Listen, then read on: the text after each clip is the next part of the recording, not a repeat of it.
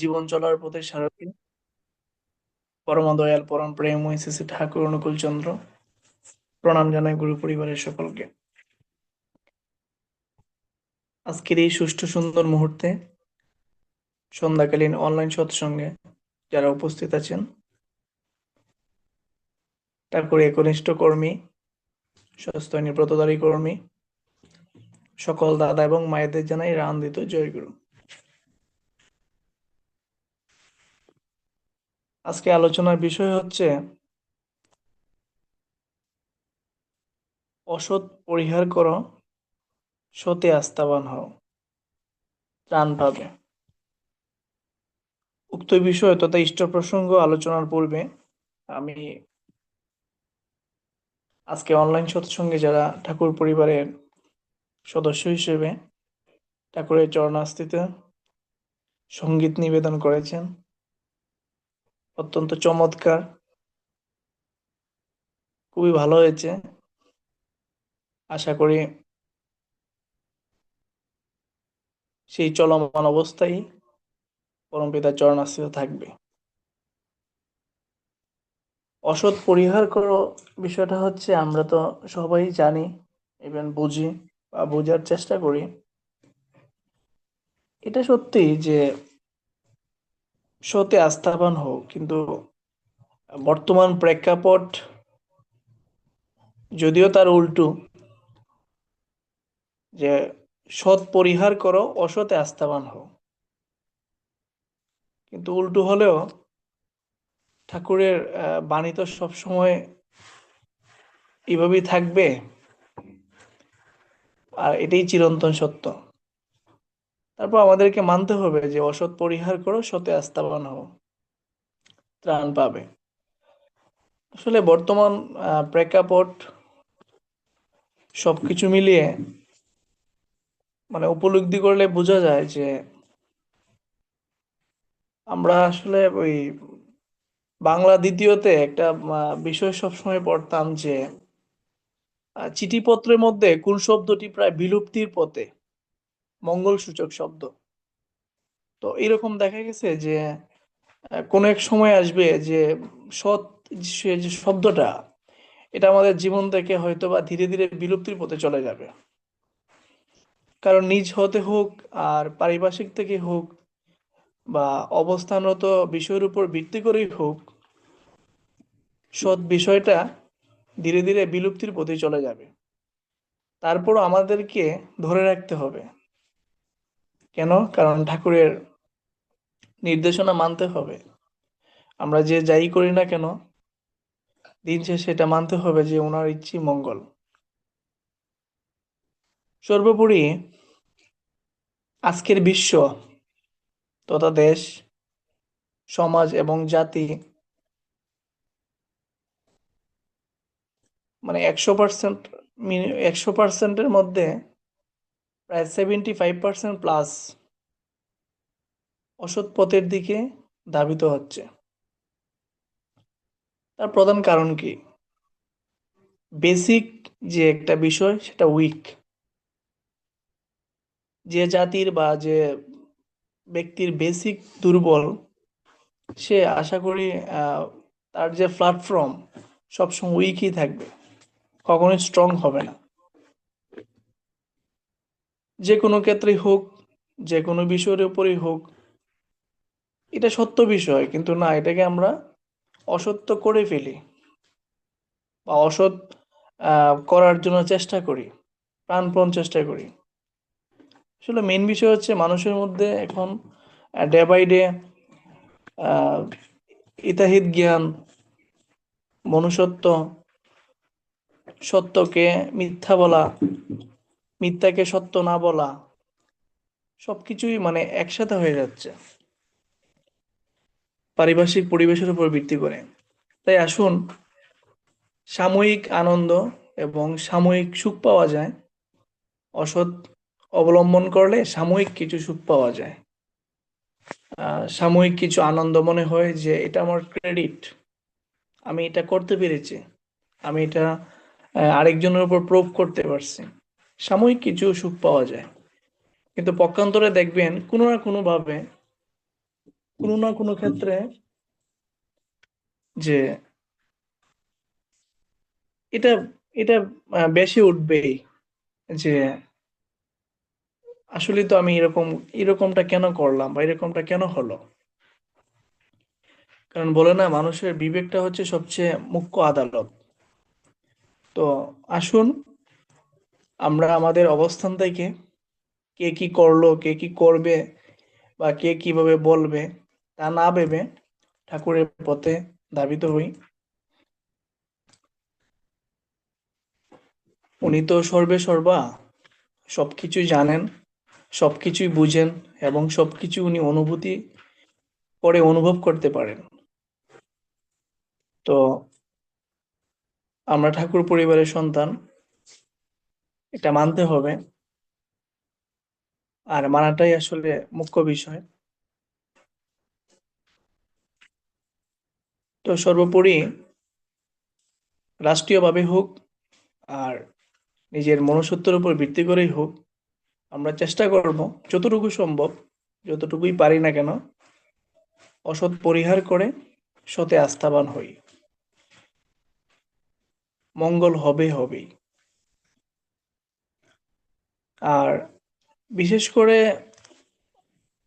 আসলে মানে ঠাকুরের কথাগুলো তো অনেক বছর আগের বলা, অনেক অনেক যুগে, অনেক যুগ যুগ ধরে এই কথাগুলো সামনের দিকে এগোচ্ছে, কিন্তু মানুষ তো আসলে ওইভাবে সামনের দিকে এগিয়ে যেতে পারছে না। যতই এগুচ্ছে ততই পিছনে পড়ে যাচ্ছে।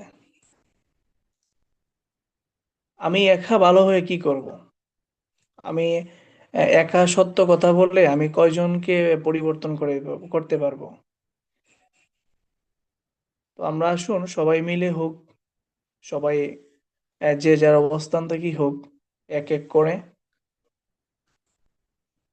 সত্যকে সত্য বলা এবং অসত্যকে আহ, অসৎ হিসেবে বলার যে মন মানসিকতা এবং সাহসিকতা নিজের মধ্যে তৈরি করি। তাহলে দেখা যাবে যে নিজের মধ্যে একটা মানে অন্যরকম একটা শক্তি পাওয়া যায়। একটা ওয়ার্ল্ড সেমিনারে আমি অনেকদিন আগে দেখেছিলাম যে একজন ব্যক্তি সমষ্টিগতভাবে বলছেন যে আমরা পৃথিবীর ভারসাম্য মনে হয় রক্ষা করতে পারবো না। পৃথিবী যে পরিমাণ আহ, মরু এলাকায় বরফ বরফ মানে বরফ গলতেছে, যে পরিমাণ সমুদ্রের পানির উচ্চতা মানে যে পরিমাণ বৃদ্ধি পাচ্ছে, আমরা হয়তো বা পৃথিবীকে আহ, ভালো একটা পরিবেশ করতে পারবো না। তো আমি রিয়েলাইজ করলাম যে ওই ব্যক্তি যদি, আমি জানি না, তারপরে সেই ব্যক্তি যদি ঠাকুর একনিষ্ঠ হন, ঠাকুর পথে পতিত হন বা ধাবিত হন, তখন উনি বুঝতে পারবেন যে আসলেই সকল কিছুর ঊর্ধ্বেই পরমপিতা। কারণ এই বিশ্বকে বা এই পৃথিবীকে রক্ষা করার জন্য উনিই আছেন, আর ওনার পথেই আমাদেরকে চলতে হবে। তো সর্বোপরি নিজের মধ্যে আস্থা রেখে সামনের দিকে এগিয়ে যেতে হবে। ইভেন যে যেভাবেই থাকি না কেন, যে যেভাবেই চলি না কেন, পরমপিতাকে সামনে রেখেই চলতে হবে। কারণ শূন্যতার মধ্যেই পূর্ণতা পাওয়া যায়, সেটাই সবচেয়ে মানে মেইন বেসিক। যেখানে দেখবেন অন্ধকার, সেখানে অবশ্যই আলোর কিছু বিন্দু থাকবেই। কারণ কি? কারণ হচ্ছে আপনি ঠাকুর, ঠাকুর পরিবারের সদস্য এবং আপনি ঠাকুরের সন্তান। এই পৃথিবীতে প্রত্যেকটা মানুষ যদি আপনার বিপক্ষে হয়, একটা মানুষ হলো আপনার পক্ষে আছে, উনি হচ্ছেন পরমপিতা, যে মহাপুরুষ এবং পুরুষোত্তম। আর আমার মনে হয় না ওনার ইশারা ব্যতীত গাছের একটা পাতাও নড়ে, এবং নড়ার কথাও না। ওই যে শ্রীকৃষ্ণ যখন অর্জুনকে, অর্জুন এবং তার যে ভাই আহ যুধিষ্ঠির নাকি, ও মানে আমার আসলে এখন মনে পড়তেছে না, যে পক্ষান্তরে একজন ভাই ছিলেন যার সাথে আসলে মানে ইয়েটা হয়েছিল, মানে এই মহাভারতটা হয়েছিল। তো শ্রীকৃষ্ণ যখন অর্জুনকে জিজ্ঞেস করছিল যে আহ, কি লাগবে তোমার বা কাকে লাগবে এই যুদ্ধের মধ্যে, কি সৈন্য লাগবে নাকি আমাকে লাগবে, তখন কিন্তু অর্জুন বলেছিলেন যে আপনাকে আমার লাগবে রথের সারথি হিসেবে। তো এতজন সৈন্য নিয়েও যেমন জিতা সম্ভব হয় নাই, একজনকে নিয়েই সে যুদ্ধে জয়ী হয়েছে। তো আমার এগেনস্টে কে থাকবে বা থাকবে না সেটা ম্যাটার না, ডাজ নট ম্যাটার।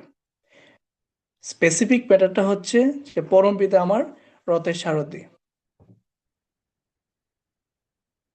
তো আসুন এই বিষয়টাই মনের মধ্যে আহ, রেখে এবং স্টিল পারফরমেন্স নিয়ে সামনের দিকে এগিয়ে যাই, তাহলে আজকের যে আলোচনার বিষয়টা সত্যি সত্যি সার্থক হবে। আমি আসলে অনেকদিন পর এই আলোচনা আসলাম, আহ, অনেক বিষয় ভুলে গেছি। যাই হোক, আজকের অনলাইন সৎসঙ্গ যিনি পরিচালনা করেন ওনার সার্বিক মঙ্গলার্থে, ইভেন উনি আসলে আহ, কি বলবো, বললে হয়তো বা একটু অন্যরকমই বোঝায় যে যেরকম মন স্থির করে সামনে দিকে এগিয়ে যাচ্ছেন, তারপরে অনলাইন সৎসঙ্গটা সুন্দরভাবে পরিচালনা করছেন। আসলে অনেক দারুণ একটা বিষয়। সবার মধ্যে সেই ধৈর্যটা নাই বা নাও থাকতে পারে। আমি আমার ব্যক্তিগতভাবে এবং অনলাইন সৎসঙ্গের পক্ষ থেকে ঠাকুরের শুভ জন্মোৎসব 138 বাংলাদেশ তথা সিলেট বিভাগ, ইভেন সুনামগঞ্জ ডিস্ট্রিক্ট, শাসনা জামালগঞ্জ পক্ষ থেকে ওনাকে এবং ওনার পরিবারকে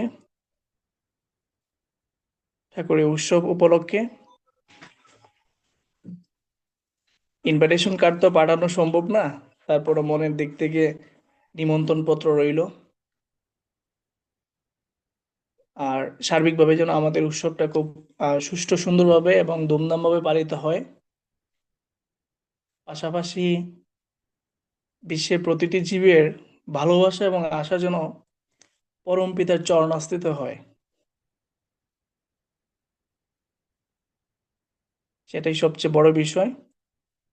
আজকে আলোচনা এখানেই সংক্ষিপ্ত সমাপ্ত করছি। সবাইকে আমি আবারও জানাই নতুন বছরের শুভকামনা এবং নতুন বছরের জয়গুরু। জয়গুরু। জয়গুরু আমাদের শুভরায় দাদা, অত্যন্ত সুন্দর ঠাকুর কথা শুনলাম। জয়গুরু। শুভরায় দাদার মঙ্গল হোক, ঠাকুর সকলের মঙ্গল করুন।